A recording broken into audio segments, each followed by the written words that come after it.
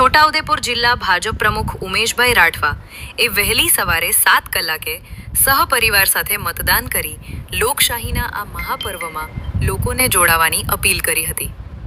આજે રાજ્યભરમાં સ્થાનિક સ્વરાજ્યની મહાનગરપાલિકા, નગરપાલિકા, જિલ્લા પંચાયત, તાલુકા પંચાયતની ચૂંટણીઓનું મતદાન વહેલી સવારથી શાંતિપૂર્ણ રીતે શરૂ થયું છે।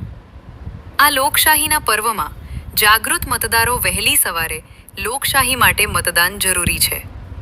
પહેલા મતદાન પછી બીજું કામ સૂત્રને સાર્થક કરવા પોતાના મતદાન મથકોએ પહોંચી ગયા હતા।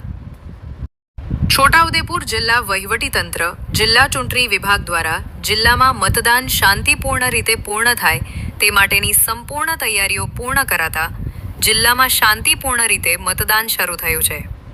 છોટાઉદેપુર જિલ્લા ભાજપ પ્રમુખ ઉમેશભાઈ રાઠવા એ પણ પાવીજેતપુર તાલુકાના પાલિયા ગામની પ્રાથમિક શાળામાં પોતાના સહપરિવાર સાથે મતદાન કરી લોકોને પણ વધુમાં વધુ મતદાન કરી આ લોકશાહીના મહાપર્વમાં જોડાવાની